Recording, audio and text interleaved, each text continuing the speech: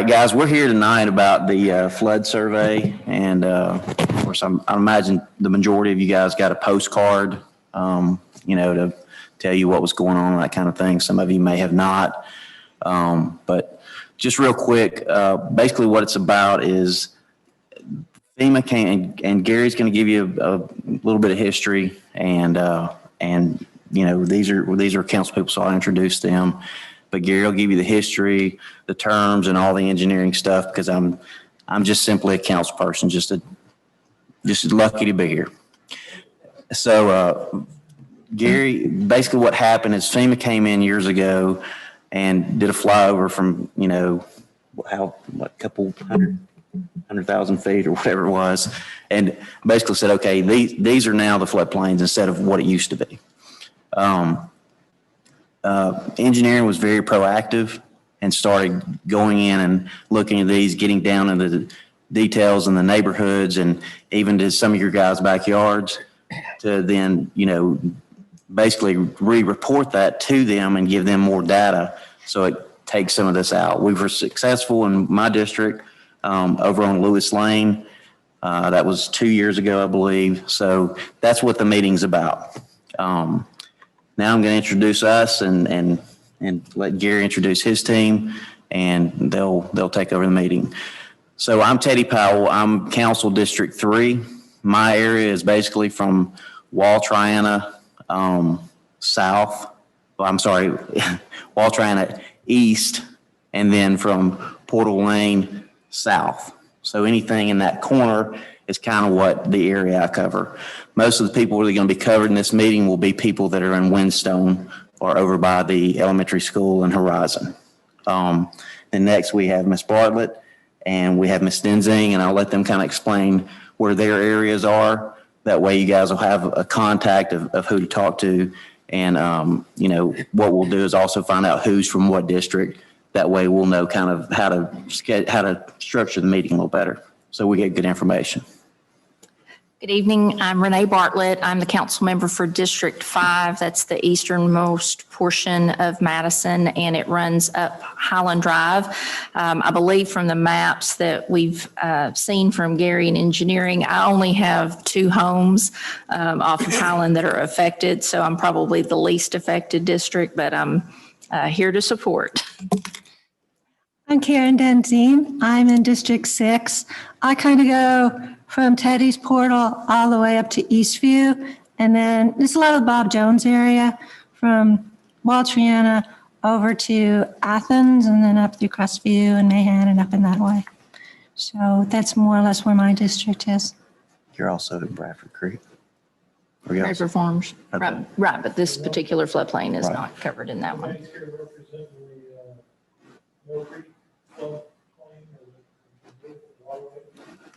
We can answer questions for that later on, but the study is not covering that particular basin. And what happened, we have several different basins, and he's taking them one basin at a time. And just real quick, just so everybody knows, this is not something the city was required to do. This is something that Gary took on and his team, and there are no other cities in the state of Alabama doing it. It requires a lot of work. Typically what would happen in this situation is you would get a letter from FEMA that says, hey, you're now in the floodplain. And if you want to get out, then you go get an engineer, and they have to do the same thing that these guys are doing and stamp it and certify it for each property. So what Madison has done is Gary said, okay, we're going to take this on. He's done one floodplain at a time. So I know for sure there are a couple people here that are not particularly affected by this particular one, but it will at least give you the information of what's coming and how quickly possibly it's coming. So let us get through the presentations and then we'll go to questions. But real quick, if you think you're in District 3, which again is the southeast corner, can you raise your hand? 1, 2. Okay. If you are in District 5, which is going to cover mainly Highlands and maybe Through Slaughter Road, through Slaughter Road. Okay. And if you're in District 7, which 6. I'm sorry, 6. I said 7 early. I'm recovering from COVID brain, so, you know. And fortunately, I have a person here who I work with, and he generally tells like history stories, and then some people tell jokes when they're nervous. Well, I didn't have either one of those, so I'm just happy to be here. I'm kind of like Henry Ford was when he surrounded himself with smart people. That's me. So, Karen, can you tell us what your district is so we can? Yeah, it's District 6. Right, we're just kind of the guidelines again. Okay, so yeah, from Portal, and then it goes over to Eastview, but not the Highland part, kind of more towards Bob Jones, down in that way. So there's some off of Altriana. Okay, so Yeah. basically she's going to go from Highlands west and from Portal north and Eastview south. So is Yeah. anybody in that district? Okay, looks like the majority of them are in your district. Okay, well, in this plane, there's not, are any of you from Bradford Farms? Okay, so let me go ahead and address this from the beginning. We actually met with engineering last week because, of course, the floodplain study here that we're discussing tonight, you're going to see affects probably District 6 the most heavily and some of District 3. And as I mentioned, I only have 2 homes off of Highland that it looks like are impacted by the particular floodplain we're discussing tonight. But I did talk to the engineering team in terms of where Bradford Farms is, because that's one of the discussions that has recurred in terms, because you're in flood and when are we going to get to you? And so in talking with engineering, you're next after we get through this particular floodplain. And their method is this, as they have explained to me, they try to get ahead of areas that are designated for flood to prevent them from getting that designation. And Bradford Farms was one of those areas that got slapped with the designation, and they didn't get that kind of warning to work ahead. So they're trying to get you out, but they're having to go behind, where they're trying, this particular discussion tonight is about working ahead. But they do have you on the calendar to address next, and that's going to be somewhere in this fall time frame after we get this one done to the end of the year. Am I getting the time frame kind of Toward the correct? end of the year. Okay, so you're on the calendar, you're on our radar, so I want you to know that. But tonight's discussion you're going to see is going to be focused on a different floodplain that they're trying to get ahead of that's impacting mostly District 6. Ready for me? So now we turn it over to the people that know it. My name is Gary Schnawerth. I'm the Director of Engineering for the City of Madison. Next to me is Edward Morgan. He is the hydraulic engineer for the city. He is the one that actually does the floodplain modeling. Later on, we will be joined by Michelle Dunson, who is the Assistant Director of Engineering for the city. And what I wanted to do is briefly give you a history of why we're here. And then once I've given that history, I'm going to get up, sit with you and throw spitballs at Edward and Michelle as they give you the rest of the story, and they'll take your questions and answers, because I will be the Director of Engineering for only 3 more weeks, and then I will be out of here. Could we get that PowerPoint? You didn't have to look so happy when you said that. I'm thrilled. Yeah. Well, we are not. This is a great loss. I mean, I hate to see you go, and I've got some other stuff I'd like for you to do. I'm worn out though. You've just driven me crazy there. It's probably that last 4 years. I'm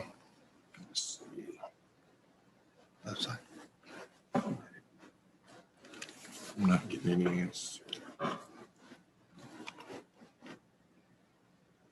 Can you get to the next slide? What I wanted to start off with is in the floodplain program started in the early 70s. We had some massive flooding and storms in the early 70s. They passed the stormwater, the National Flood Prevention Act, and the National Flood Insurance Program was started. And they did overall studies of the nation. And in 1978, the first maps came out in Madison. They were paper maps. This is all that was studied, and the map is kind of hard to see from this distance, but the only thing we had were what was called approximate flood zones. They didn't have any elevations on them. They just showed coverage of the land. And Madison at that time was only developed in this area here around City Hall. Nolan Avenue, I forget the name of the subdivision. Nolan Hills was under development, and then the Rainbow Mountain area along Highway 72, and that was it. At that time, you could drive to Huntsville from Florence, which is where I grew up, and you knew you were passing Madison when you saw the flashing yellow light at Highway 72 in Waltrana. After that, you'd have to turn south and go 5 miles before you'd actually see Madison. So we've changed a lot, and all of the development essentially came from that one map. And so a lot of the subdivisions that we're dealing with, Bradford Farms, Ashley Estates, Nolan Hills, they were developed before floodplains were established for them. And FEMA updates their maps about every 20 years. They updated in 1998 and again in 2014, and then they reaffirmed it in 2018. Each time they develop the new model, they get more information as far as establishing flood elevations, and they go on farther upstream. So we had a lot of areas that had already developed as subdivisions that we couldn't foresee with these old maps, and you were included after the fact, sometimes 30 years after the fact. Could you go to the next one, please?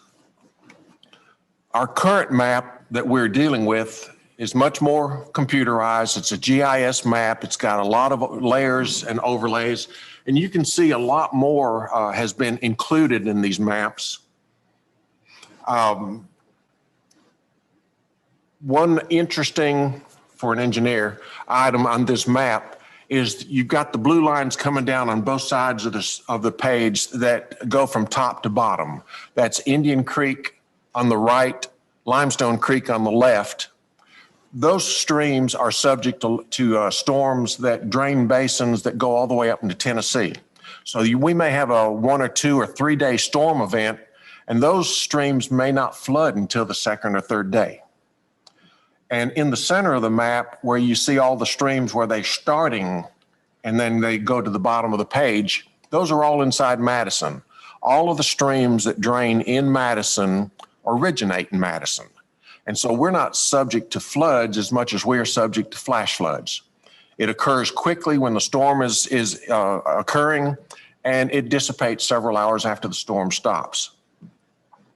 One benefit of that, and this is one encouragement that we had to start the flood program, is when we grew at a time where detention ponds were required everywhere. And we found that long term, we can go in there and modify a lot of those ponds and get a lot more detention value out of them and have more impact on our storm runoff than what a FEMA model typically considers. And FEMA, if they would ask a question, if they're in a meeting, a very common question they will ask you is, do you think these maps are accurate? And the answer is always no, they're not accurate. And FEMA will acknowledge that. But FEMA establishes these floodplains using the best information and the time that they are allotted on each event. So sometimes they're given survey data that might be 10 years behind. Sometimes they're not given enough time to do a detailed hydraulic analysis. And so they use what we call regression equations that are a very simple formula. You punch in some numbers, you get a flow rate out of it. And those flow rates are pretty accurate for a stream like Indian Creek and Limestone Creek, where they drain many square miles. But in the city of Madison, where you may be draining just many square acres, they're very conservative, sometimes 2 to 3 times more runoff than what we're finding with a detailed analysis. So FEMA, even though they recognize these aren't accurate, they're the best information they have available. And when we submit something that dramatically changes it, they recognize that that is a real possibility because we are using a more detailed hydraulic analysis. Sometimes we've gone in and modified the flood basins by modifying the stream, cutting the side of the bank out to make it wider, or we're putting in regional detention facilities that slows down the floodwaters. And so it's been very easy to get these approvals from FEMA. We've done 4 studies now that have been approved. This will be our 5th, and hopefully before the end of the year, we start our 6th. Go to the next screen, please. One of the reasons we decided to start our own flood program was Windstone subdivision. Are any of you here from Windstone? That subdivision was developed shortly after I came to work for the city. It was developed under the 1998 flood maps, and we met all of the requirements of the flood at that time so that none of the homes in Windstone were in floodplain according to the 1998 maps. Shortly after that, they come in with the new study 2014, reaffirmed in 2018, and they increased the water elevation by 3 feet. And suddenly about a dozen homes in Windstone are in flood, and 2 of the homes are in floodway, which is where the water flows. And technically you can't even get flood insurance for those. So the only way we could counter that was to invest in an actual flood program where we did the analysis and we make the analysis to submit to FEMA so that they can make these necessary changes. And Bradford Farms was one. In 2014, they extended the flood zone on the north end of the city almost a mile south. Picked up about 50 lots and put them in floodplain that we don't know that they're in flood. We don't think they're in flood, but FEMA says they are. Whether you believe it or not, you still pay the insurance. And so we've started a program where we want to see if you are in a flood zone, we want to make sure you're being covered by insurance. But if you're in a current FEMA flood zone and you're not really subject to flooding according to our analysis, we don't want you to have to pay insurance unless you choose to. And so we've started this program of studying the different basins. We don't want to get into an argument with somebody as to how much water is running off. So the program that we run, we calibrate according to stream gauges that we put in each one of these basins. So we've had the basins being studied. We've had stream gauges in them since 2015.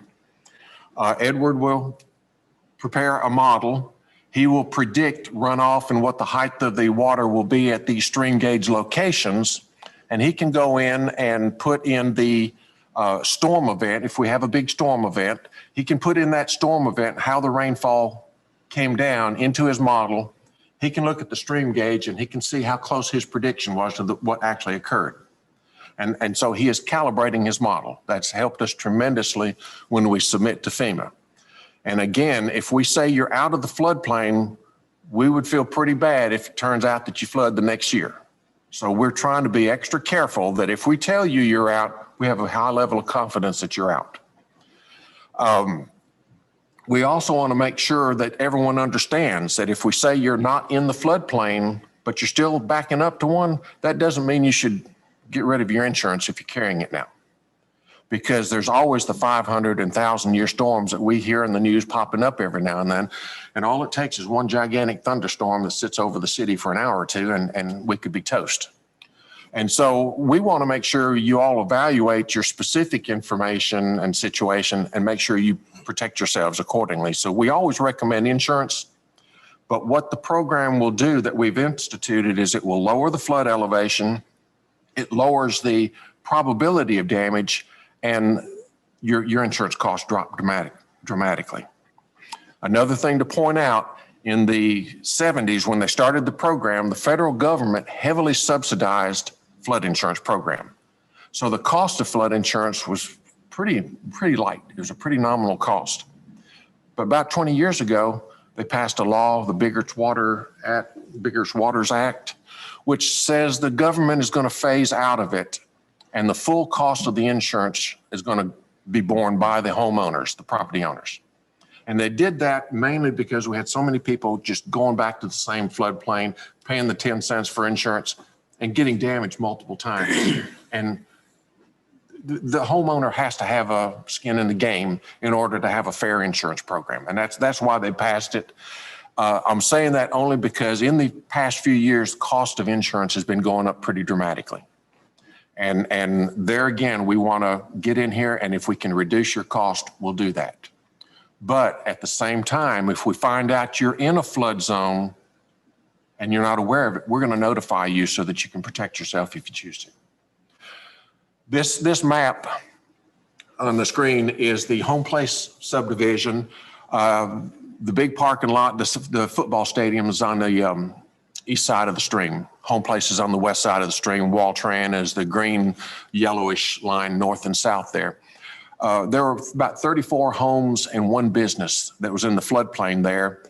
And we did our first study here. We built 2 detention ponds. We cut a stream bank to allow a wider stream so that the stormwater could flow through with a lower depth. And at the end of this particular project, we resubmitted and got approval for the new flood lines, which is on the next screen. And we were able to get all of the homes out of flood and the one business out of flood.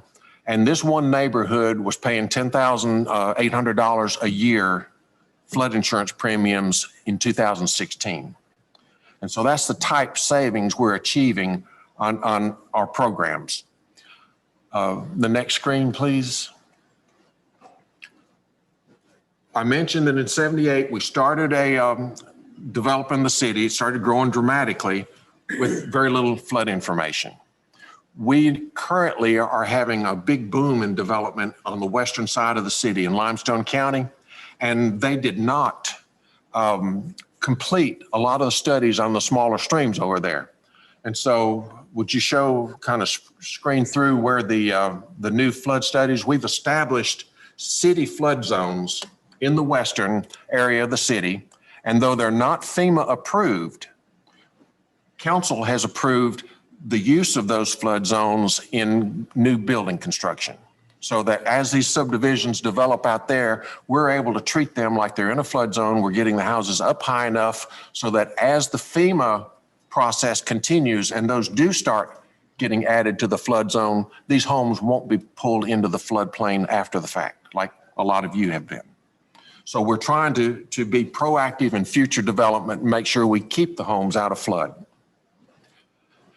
And another advantage of that, if you go to the next screen, this is a blow up of an area down on Hardeman Road. We had a new subdivision come in called 3 Park Preserve. And in establishing the city floodplain with 3 Park Preserve, we saw that in the tan area up there, we had a lot of flood area that was covering part of Ashbury subdivision. About 20 homes were subject to flooding that we were unaware of until we did this. Ashbury drains to the south to the Purple Basin. Brighton Park drains through the tan ones. We didn't realize there was an overlap until this new subdivision came in and we pulled up this flood study and saw this. We have since gone in and fixed this problem. There was a restriction on a pipe crossing on Hardeman Road. We've upsized the pipe. We've done a new drainage channel, and that drainage is now down to where none of those homes are threatened. We've been able to fix 3 different areas in the city where homes were at risk, and we've reduced their flooding risk. One more slide, I think, is me. When we started this program in 2016, we had 400 total policies in the city. 139 were in the flood zone, 261 were non-flood areas, and the total premiums paid within the city is $188,000. In an area of increasing premiums, 5 years later, we've reduced the overall policies in the city to 356. 120 are in flood zone. Even though we've added flood zone from the last FEMA study, fewer people are now in the flood zone with policies, fewer people in non-flood zone, and our premiums have actually dropped $5,000. We've essentially stayed flat on premiums in a time where they're rising pretty strong. Some of the examples of premiums that we've heard, across the street here, there was a house in Cliff Acres that was in a flood zone, according to FEMA, with 3 feet of water potentially in their floors. When we were through with our analysis, there was no flood at all. They were about a foot above the flood level. And their premium was $5,400 a year. They were trying to sell their house and they couldn't because the flood premiums are so high. We recently got a flood zone out on the north part of Mill Creek near Gillespie Road, where there was an apartment complex paying $17,000 a year for flood insurance. And we were able to get them out of the flood. So again, we're not moving lines just to get people out of flood. We're doing a lot of detailed work, and we're being very careful to come up with the best flood line we can to determine whether or not you're at risk of damage to your facility. And we want to emphasize again, when these results are over and you know where your risk is, don't assume that we're right. FEMA doesn't. Everything is variable. We are predicting storms and we're predicting behavior based on past references. And we don't know, we've been accurately measuring rainfall for 150 years here. What is a 100-year storm? We may not have had it yet. So again, stormwater runoff is at best a good guess. And we do try to document and correlate as well as we can. But when these maps get published again and you see that your house is no longer in that flood zone, we still want you to consider carrying that insurance in case there's that bigger risk of the storm that we just don't know is out there. And I think I've covered my blurb a little bit. I've covered it, and I'm going to turn this over now to Mr. Ed and Michelle, and they'll tell you what is happening on this particular basin, and they will field the questions. Oh, you're just going to leave us hanging? I'm going to leave you hanging. Oh, thank you. That way you won't feel the stress. He's letting you get used to what's coming. Oh, okay. Oh, like he was doing all the introductions, we're just going to get down to the nuts and bolts of this specific one. That Gary was referencing Windstone. This is pretty much what happened. There was the 1998 maps. Everybody essentially was out of the flood and out of the floodway. It was designed like it was supposed to. FEMA came along in 2014 and they added at this nice wide floodway. And I believe there's 2 homes down here that are in the floodway. Some here right next to it. Obviously widened it. And I think they increased the flow rates by about 35% on their predictions, which is a little bit way too conservative. So we're trying to get it back to that previous one. We're trying to get it back to this as best we can, but still by providing the correct information. Talking about measuring the stream gauge with the stream gauges on the specific basin by Cherry Road. If you can see these little white PVC pipes right here. There's a lot of the bridges in the city of Madison that we have those. There's a little stream gauge like this in each one of those, and it documents the level of the water elevation relative to the current time as the storm events happen.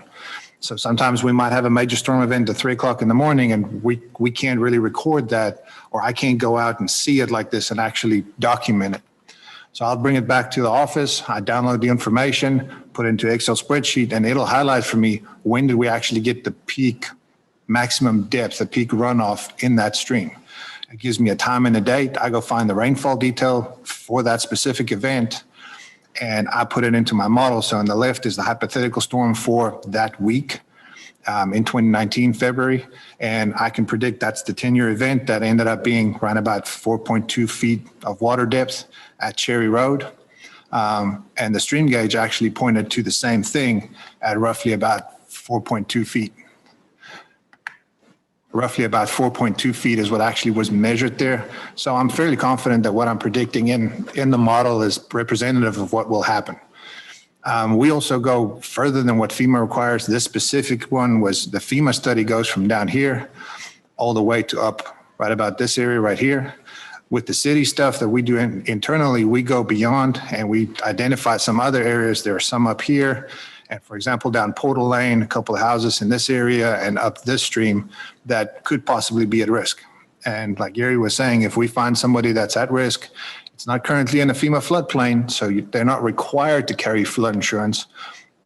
But we would like to send them a letter and notify, like, you might want to carry flood insurance, and they'll get it at a reduced rate. Currently, as far as the model that I'll be submitting, on the left is the before, and this is up, I think this is Mahan down here. That's Highland Drive that goes up on this side. That's right at the north end of the study.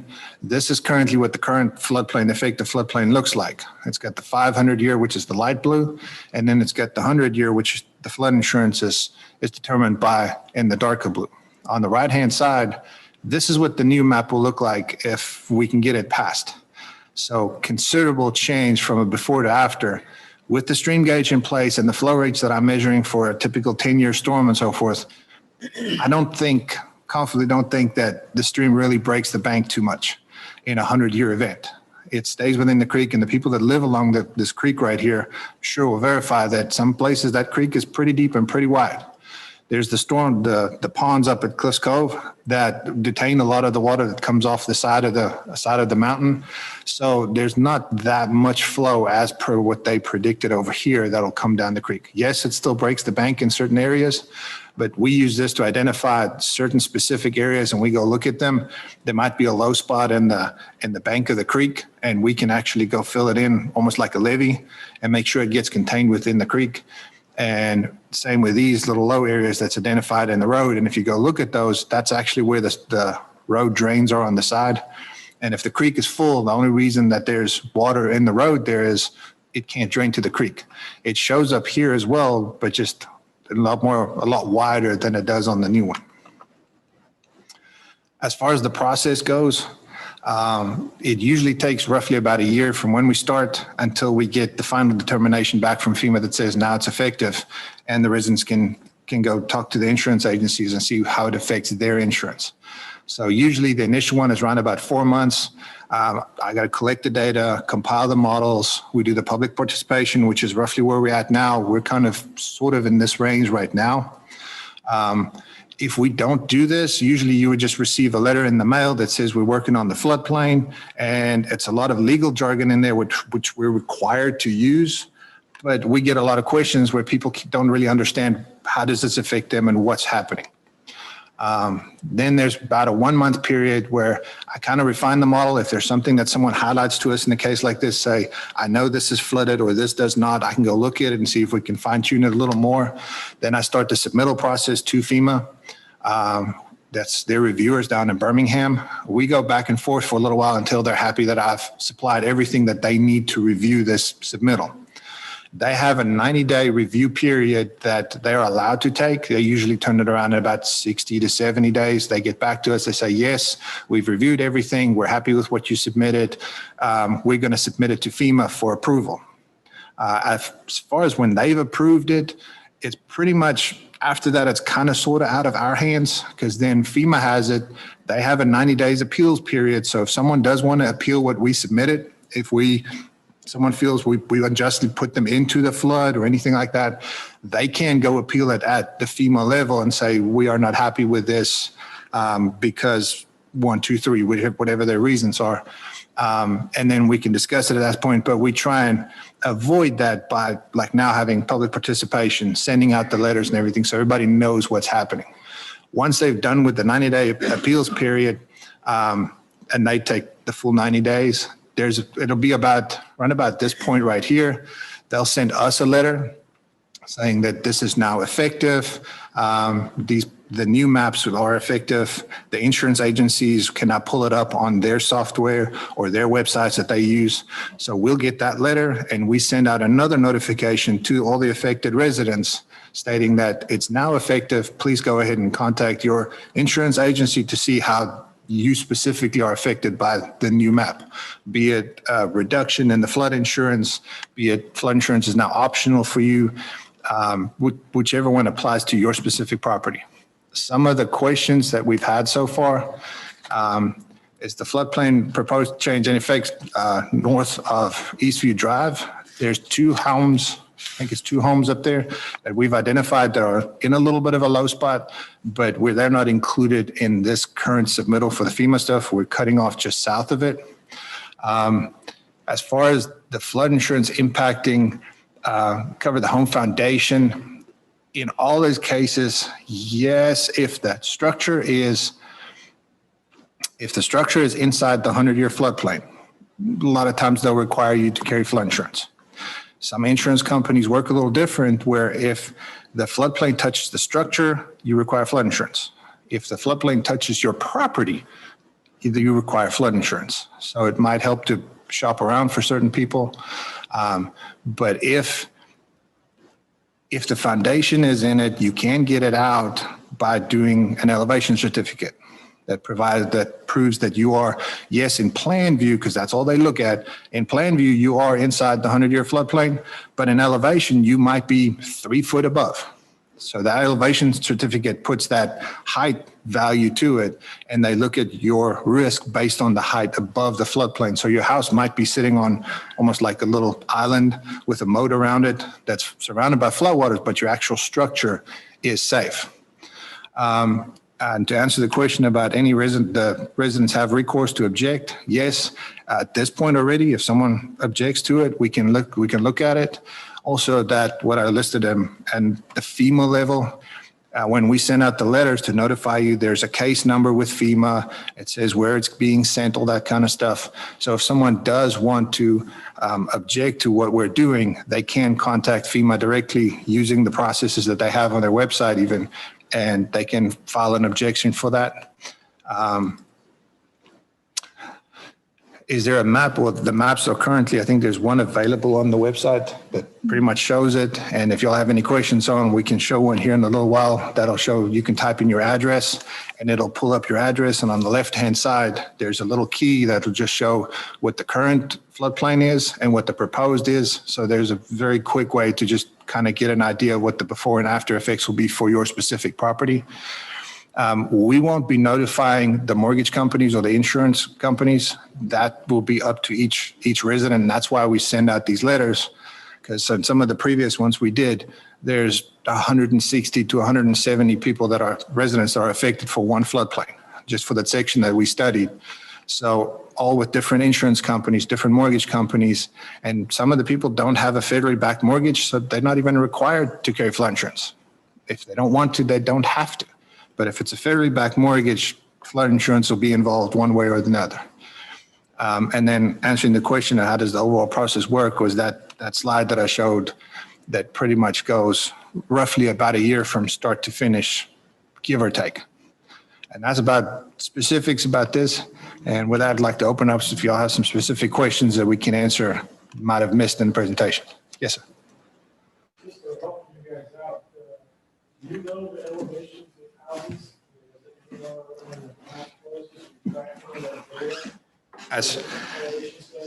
As far as new houses that are built, we have the current FEMA floodplains that we go by, as well as those things in your ordinances that the new city studies that we determine. So in our GIS system, where we do the addressing and everything, those floodplains are already in there. And every address that's in there, if someone wants to build a new house in it, it gets a blue file and we can track it and we can look at it. As far as the old ones, we do not have a way to know what their elevation is unless someone submits an elevation certificate to us. Okay, hold on one second. We're going to get a microphone to you because if people are listening from Zoom at home, and we're also recording this for a later presentation, we want them to be able to hear your question because they may have the same question. So if you want to go ahead and give him, and we'll just pass this mic around as others have questions. If we don't, we get in trouble about it. So what I was going to recommend for your consideration was to, on your website, if you put a database up there, I've gone through this headache. In 2015, I got a letter from y'all that said you're in the new, from the 14 now, so you're in the floodplain.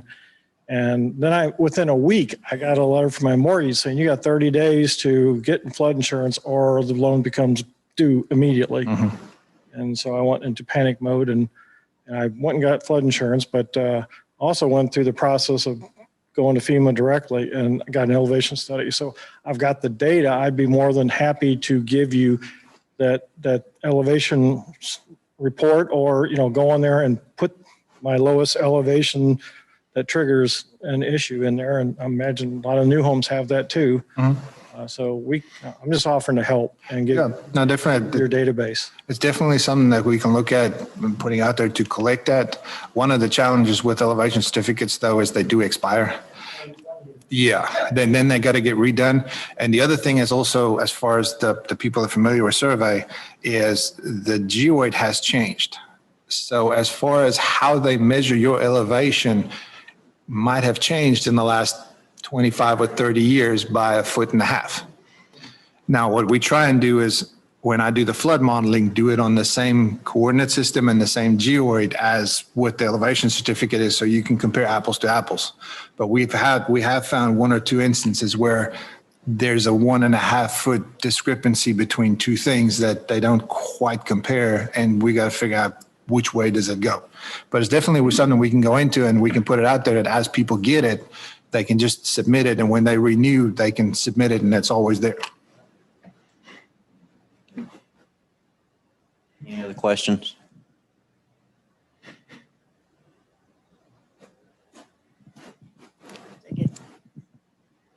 Right now, we're in the 500-year floodplain that's going to be going on Mahan, the corner of Mahan and Nolan. Our flooding has gotten worse in the last 5 years, and I know they're doing some drainage improvements around there, but we're concerned about how well that's going to work. Because like I said, we're getting worse, not better in the last 5-6 years.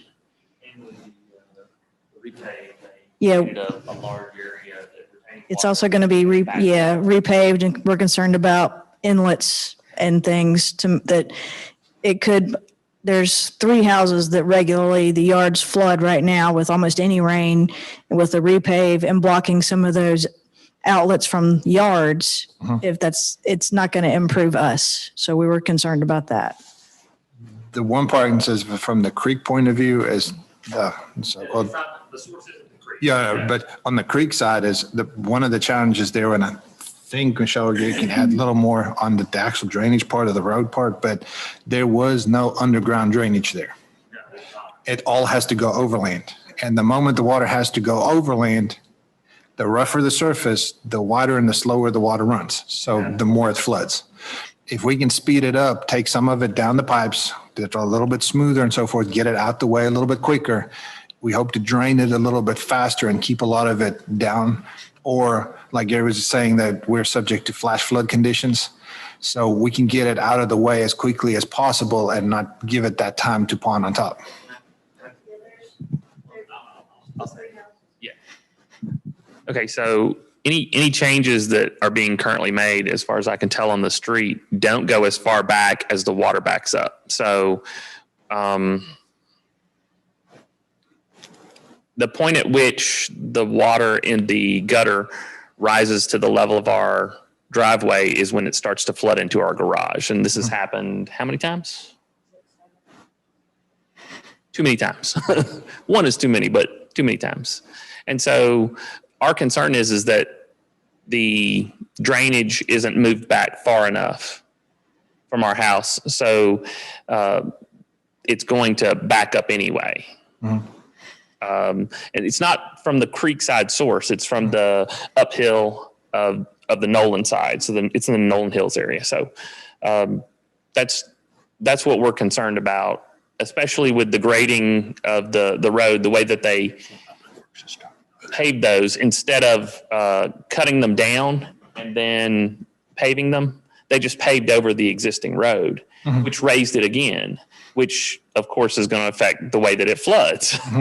And that's part of the reason why we've seen more problems with water buildup. That intersection with, I think it's with Miller or something, where those indentations are in the road, those giant little speed humps. Fire department also has an issue with their fire trucks going through there. They drag the bottom and so forth. Yeah, and that's where the water usually went to. And if it starts ponding on that side, it backs up all the way up. I think Michelle can add in, it's a project Public Works is working on with pipes that they're going to put in. That's going further up the road as well. So there's, even when the roads are clear after the rain has gone, there's still 3 houses that have standing water all over the yards. It doesn't drain that much into the road before it goes away. I hear you. If I'll get with you so I can get the 3 addresses and we can look at it, but Public Works does have a project that we're attempting to alleviate that problem with that they've started. So let me just find the 3 addresses you're concerned with, and we can make sure that it went up that. Okay, that'd be great. We've got pictures and things of it, so it'd be useful to you. All right. So they'll take you guys offline after the meeting, and we'll have, real quick, one other thing. Can you go back to the slide of how long it takes, the period of time?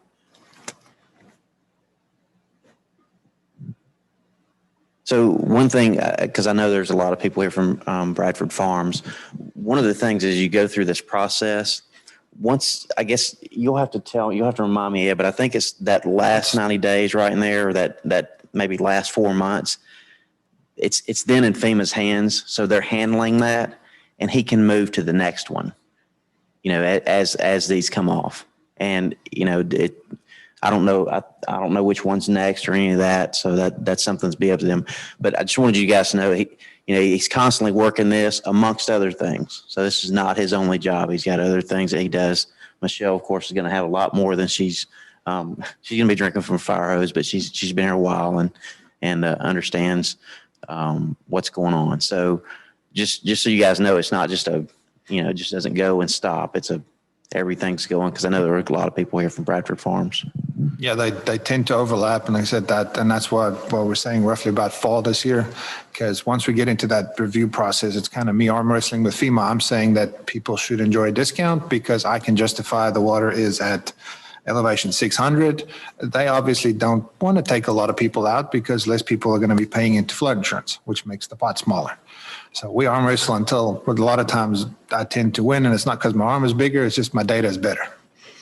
And if I can justify it, they accept it, and they pass it on. And like I said, once we get to about that part where the reviewer submitted to FEMA for the legal part of it, I pretty much jump on to the next one, because after that, there's nothing for me to do other than wait for the letter that comes back where we notify people and say, yes, it's now effective. Please contact your insurance agency.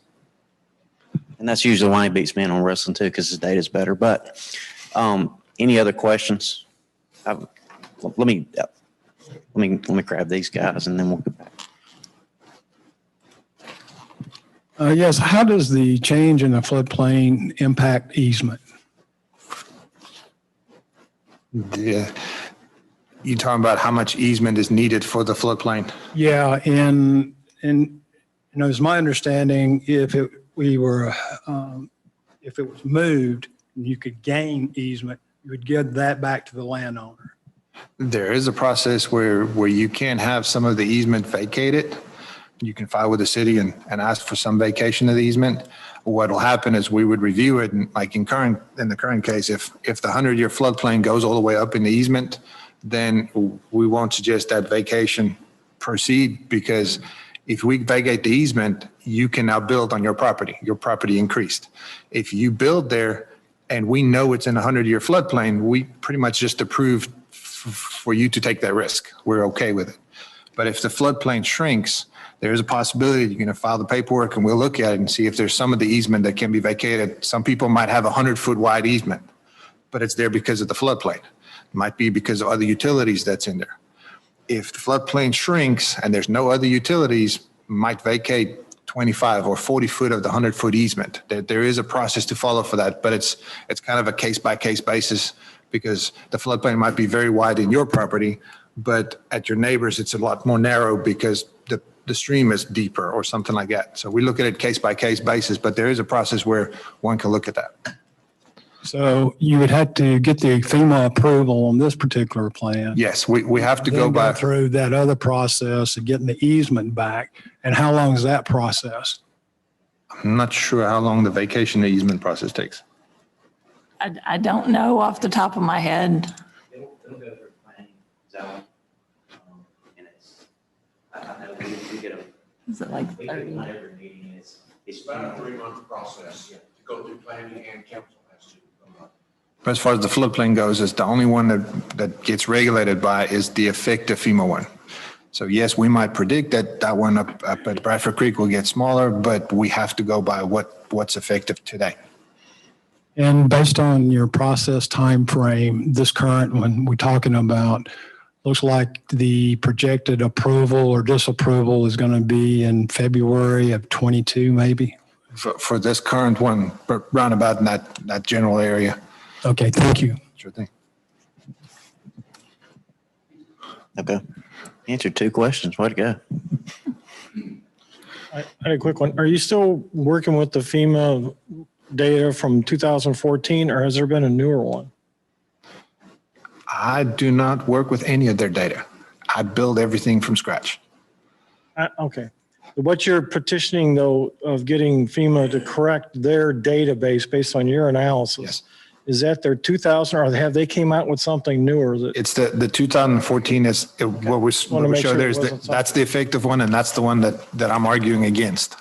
And I don't know if I want to jump ahead here, but do you have a schedule for when you're going to talk about all the other zones? How you're just doing this one tonight, but This one is for tonight, and then we open up, if people have questions on others, we're available, they can come ask us. This is kind of the process we'll do for each one, but as far as the schedule for the next 5 years or so, which one will be in which order, that unfortunately we don't have right now. We have up to this one, then the next one is the Bradford Farms one. That'll be the next one up. Yay.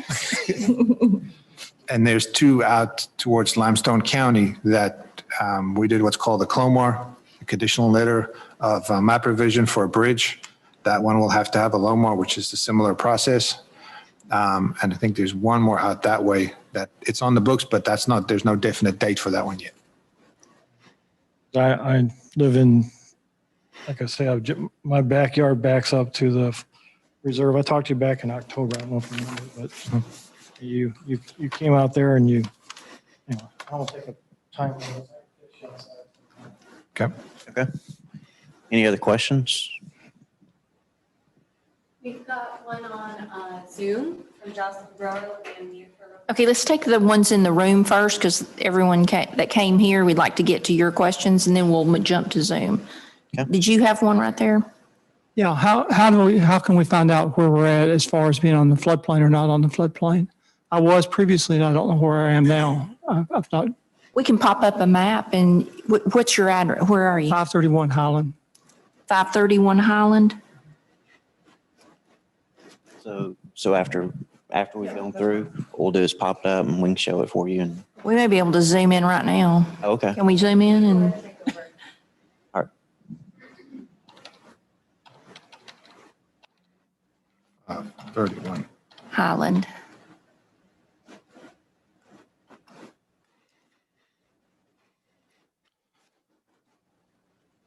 This right here is the effective one.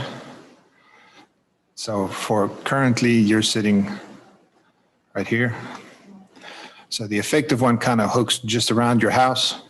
If this gets approved as it stands right now on the map, that'll be the new map. So as far as your structure goes, they might look at it right now and say, okay, this bottom corner of your house touches it. So if you don't do an elevation certificate, yeah, this is the risk of your house. This would be your insurance rate. Or you can get an elevation certificate that shows you're 2 foot above it. So you're still in the clear, but you can't build a detached garage back here because it's in the floodplain. You'll have to fill and you have to build up to a certain elevation and all that kind of stuff. If it gets approved as it stands right now, and like I said, I still have to go through this massaging process with them down there, with the reviewer saying that they're happy with it. This kind of frees up all this of your backyard not being at 100-year. And if you wanted to build a detached garage, you don't have to do elevation certificate of any of that stuff. It's free range in your backyard up to you get to that 100-year floodplain or an easement. It's still at your own risk. It's at your own risk, but then like, for example, as far as the flood insurance goes, it's optional. It's not. And it gets cheaper. Required, no. I thought you could build anything in the floodplain. It changes the footprint of the floodplain. That's the reason why there's a floodplain and a floodway, or flood fringe and a floodway. The floodway is 100-year. We run a 100-year analysis. It says that the water will get 100 foot wide in the creek. As far as the floodway determination goes, it said how much can you squeeze or how much can you fill on the sides that you raise the water up to a maximum of 1 foot elevation. So that's why the line work is different, where you'll have 2 types of line work. I don't know if it's actually in here. No. We send a letter out. The first one would be probably about 2 months or so from now. You're going to get a letter that states all the, like I said, all the legal jargon. It's like pretty much what we discussed tonight. There's going to be a change to the floodplain. Your property is affected. There's things that are going to change for you. This is the case number. This is where we're submitting it to. Here are the maps. This is what we predict it'll look like, all that kind of stuff. And it's not a map that I create. It's I send this down to the reviewers. They send stuff back saying, yes, we accept this is what will happen. We send y'all a letter of that nature and a copy of that and say, this is what will happen. It goes up to FEMA. When we get that letter back from FEMA, that's the second time we'll notify you to say it is now effective. When we send you that letter, you can go to the insurance companies and say it's effective. And that's the time frame where you can get the discount or requirement or whatever the case might be.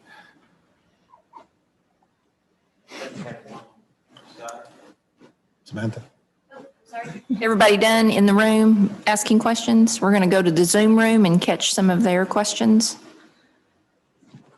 All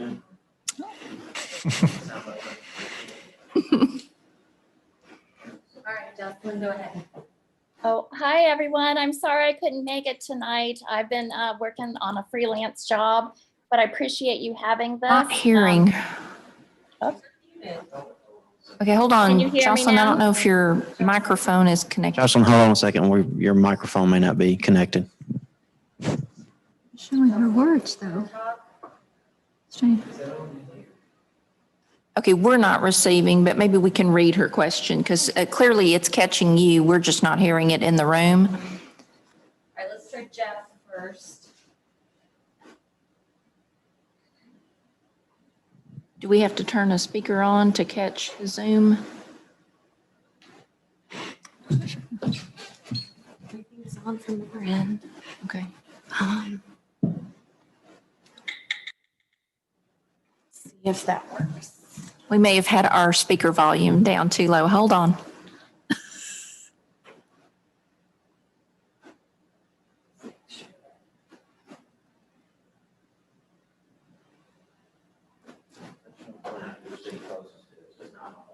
No, it's. They don't let us touch the equipment. They know better, right? Let's see if we can open up a chat.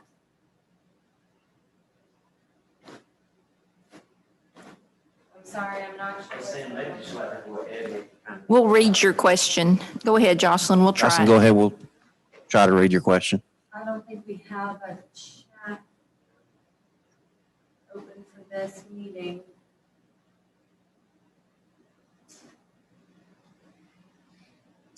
Somehow. The email questions in. Well, our closed captioning caught her question from hers. We just couldn't hear her, so we weren't sure we were catching it correctly because. Okay, so let's.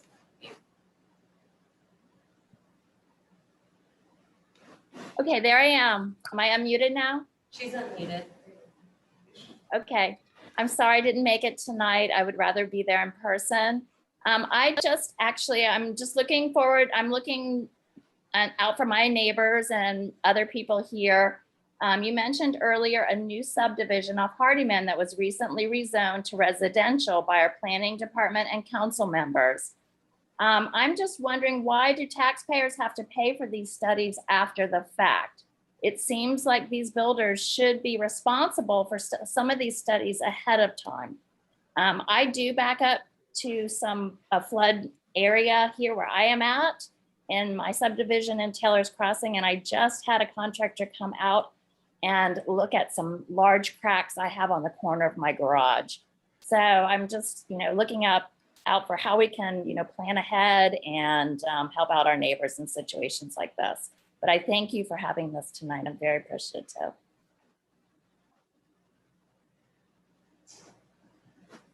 Do you want to? Okay, I think I can summarize her question if I caught it right. I think closed captioning missed her street, but I think she was talking about the subdivision off of Hardiman. And she was wondering why, when we're approving new subdivisions, why are we paying for the flood study instead of the developer? Am I summarizing what she's asking? I think that's what she's asking. And the other part of her question is, why are we paying for the study? Why shouldn't they pay for it when they're doing this? And Gary, I'll let one of you guys answer, but I think the biggest part of that is what happened is this came from the federal government. It came in after the fact. So I know particularly with Windstone in 98, they were out of the floodplain completely. Then in 2014, when FEMA does a flyover and they say, okay, these are the people that are now in the flood zone. Again, this is not something that is required by any city. It's just something that we as a city engineering department have taken on, and it's really helped a lot of different residents. It's not the builder's responsibility. It's not the developer's responsibility. It's not the city's responsibility. It's a service we're providing to help do that. Jocelyn, did I answer your question? Or hold on, Gary, do Gary's you got have something more? else. I think Gary's got a little addition to it. And I think she was referring to the Hardeman Road study I think she where was. we were doing studies to be proactive to prevent construction in these sites. Before we started these studies, we did require, and the flood insurance program does require builders or developers to do these flood studies, but they only have to do them for their subdivisions. So we're getting bits and pieces of a map when we need the big picture.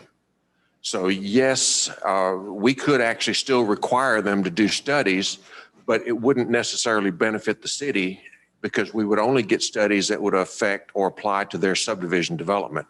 The next block down the road, we would have no data on it. So we're also getting more consistent flood studies in that we're following the stream from beginning to end, and we're getting better results. So we're ending up with a better product that the city can work with. So we're not letting the builders off the hook. We're just really getting a better product by being proactive for the city as a whole. Gary, while you've got the mic, I want to follow up with the question that Jocelyn may also be asking, because you and I have had this discussion as well. When you're talking about priorities for the engineering department, you have limited staff, so you're having to pick which projects you're going and in what order. Why do you prioritize new developments on the Limestone County side instead of a Bradford Farms, for example, that's been in flood for previously existing homes?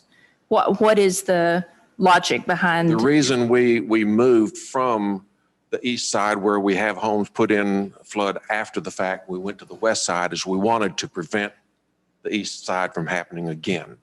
Now, yes, we can get the developer to do flood studies. They can do it, but it's piecemeal and we're not picking up all the information we need. So we're doing a better job of policing and protecting the new development. And we're not doing it for the benefit of the builders. We're doing it for the benefit of the future homeowners. And did you not tell me that it's easier to get a place that's not been designated flood, preventing them from being designated flood versus getting somebody out who previously is existing? We're getting them to fix the problem before the house is built. And that is a much cheaper solution and everything is better. And yes, we can still make the developer do it, but it's the information we're getting with our own study is much better than what it used to be. Okay, thank you.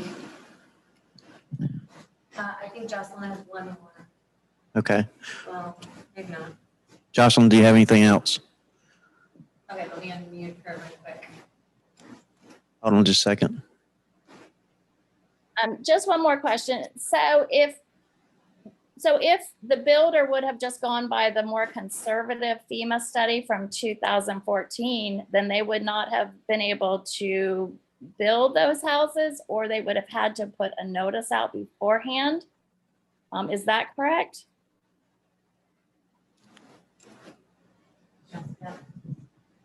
I'm not entirely certain, but a lot of these homes that you're referring to, the builder not taking care, these are 30-year-old homes. Some of them are 40 years old. Some of them, FEMA had no intention of studying beyond where their original study stopped. So this is a moving target, and our understanding currently is that FEMA, as they update their studies, will ultimately go up to where the flood study will terminate with a drainage basin of just 50 acres, which is a very small area. Well, you mentioned the new subdivision off Hardeman Road. I don't quite understand the question, bringing it up. but it does appear that what you're referring to may be changing regulatory requirements over this since the 70s when the program started. I'm just talking about, 6 months ago, or it probably wasn't even that long ago, a couple months ago. So I'm just, like I said, looking out for people here. And it just seems like there's a way to, I hope it all works out. And I hope they don't have any problems in this new subdivision. Thank you.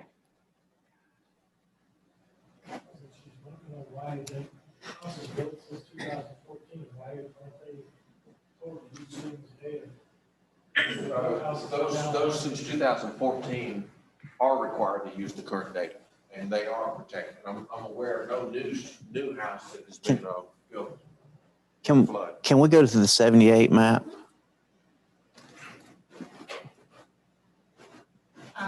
Was that in Gary's. That was Gary's my first slide. presentation? So Jocelyn, this is what they had in 78. And that's what FEMA required. So I know you can't see the roads well, but none of the western side of Madison was included at that time. So now we go to the 18 FEMA map. Okay, this is what we have now. So you can see that there's a lot more that was studied. And this is the 14 map is now affected by the 18 map. This is after we have done studies, and some of this has even been taken out. So I don't know if that helps you. If you have other questions, if you want to shoot an email, maybe that'll help.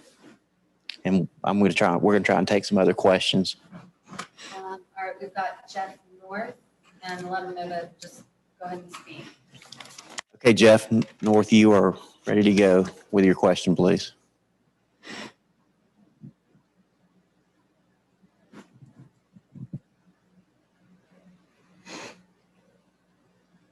Go ahead and let him know. Jeff, are you there? Are there any questions? One from Pamela. You can switch over. Switch over to Pamela. Okay, Pamela, I think you had a question, and we're going to take yours. Yes, good evening. Thank you so much for having this. Thank you for having the Zoom option. It's very helpful Hold to on me. just a moment. I don't think you're. Yeah, she's. Yeah, okay, there we are. Yep. Thank you again for having the Zoom option. Real quick, I know you did it very quickly, Councilmember Bartlett, excuse me.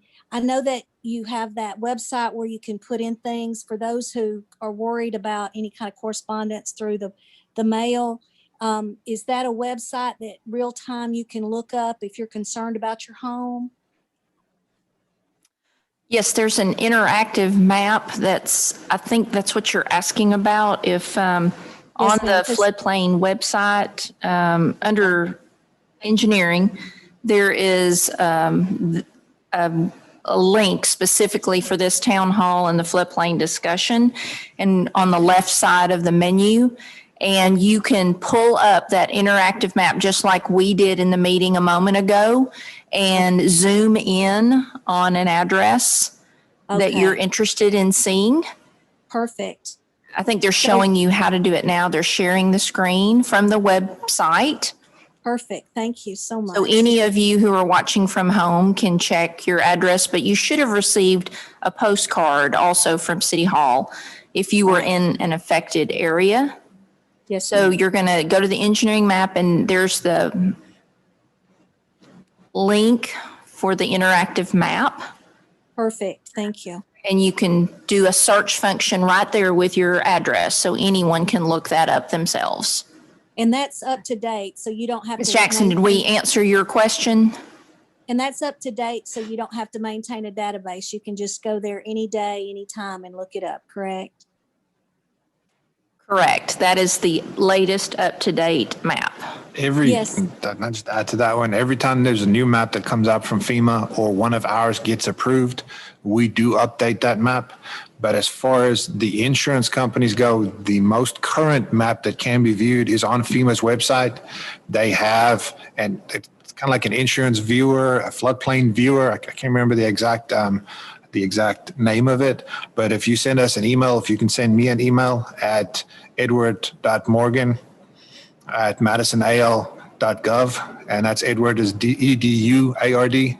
I can send you an email with that link, and that is what is currently effective as far as insurance and FEMA goes. And same thing would go. It's an interactive map. You can put in your address and it'll show up things that we are proposing. It'll show up things that are currently effective.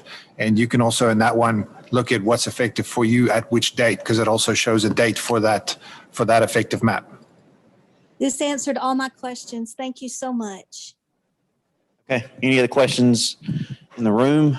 Jeff is trying Oh, to. okay, now we have one more on, 1 second, Ms. Beebe. Now we have one more, Jeff North, we were trying to get to you earlier. Thank you. Try him again. Is that working better Okay, now? go ahead. Yeah, it's working. First, I would like to thank Gary for his service to the citizens of Madison. You have done so much to help the city during your time as the engineer for Madison. And I also want to just thank you for answering all of my questions over the years and being so helpful. I know I have been in council work sessions in that very small conference room, and a question about engineering will come up and all of the heads in the room swivel to look at Gary to find out what his opinion and his expertise is to bear on a situation. And I know we as citizens of Madison are going to really miss that experience and counsel from Gary. So thank you very much, Gary. One small question. How does this flood activity correspond with our building codes and subdivision codes as far as the minimum floor elevation and the amount of freeboard above that floodplain? Have we improved that to give more safety margin?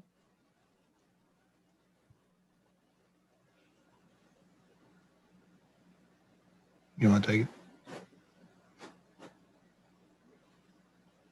No, but I can. So Gary says, thank you, Jeff, and now he's passing along to Michelle and Ed. So one of you guys. So from what I understand, your question is how does the minimum floor elevation of a current structure, is it affected by the proposed change in the floodplain? Is that correct?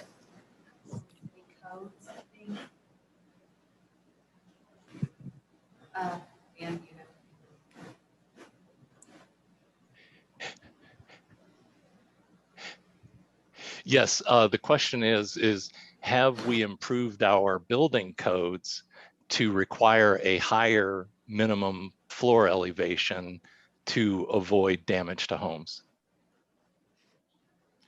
So yes, I believe it was in 2019, we updated we want to now have 2 feet above minimum or the flood elevation, base flood elevation. We now go 2 feet above, whereas previously we only went 1 foot above.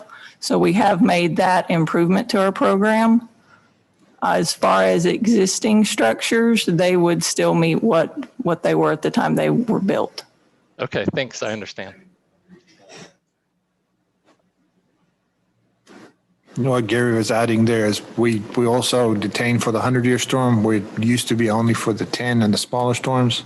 And the other thing is also we do regulate by the FEMA flood maps, but thanks to our new codes and ordinances so forth that was passed, we can also regulate by our city studies, which go beyond where the FEMA one stops. And if there's new development there, we also require the 2 foot above the elevation that we now set from the city study, which is similar to what would have been the case if it was a FEMA study. Okay, thank you.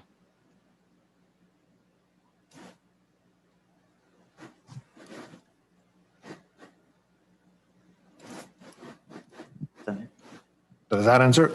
Yes. Does that answer your question? Yes. Okay, I think we've answered all the questions outside of the room. Any more questions inside the room? I think, did you have anything?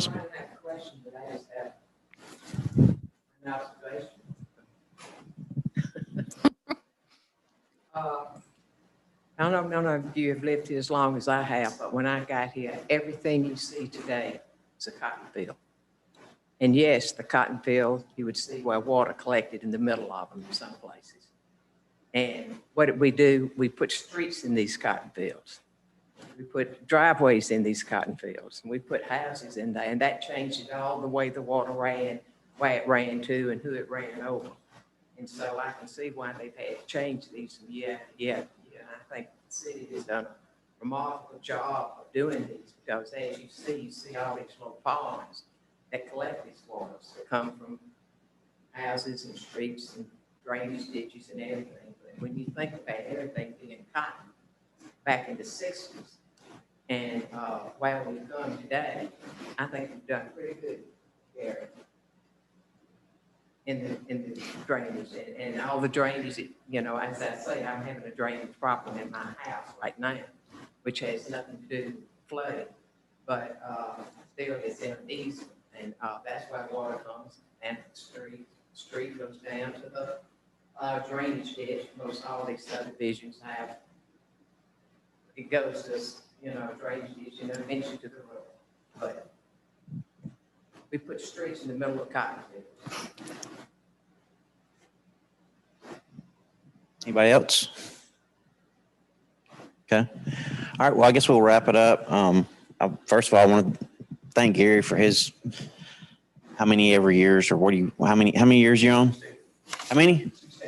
He says 16. That's just here though. And I'd like to thank Ed, Michelle, of course, Ms. Bartlett, Ms. Denzing. If you guys have any questions afterwards, emails, you can email the engineering department, or if you want to stay afterwards and ask your specific question, you're more than welcome to do that. And we three will be here for another 30 minutes or so. I'd just like to thank everyone for coming and your participation. I appreciate that. And all of you that do have neighbors that are in these areas, please spread the word that they can go to this interactive map and really see what the difference it's going to be making in their lives as these floodplain studies are done. So I really do. I got a really good study on it today by Gary. It's amazing what they've been working on over the years. He's done the city proud in that way. So I'd like to thank him for his years of service too. He's awesome. So I hope you all have a safe night driving home in the rain, and we'll see how much flooding is out there, right? I know what y'all were thinking. Yeah. Thank you, Gary. Thank you all. And we're going to conclude the recording.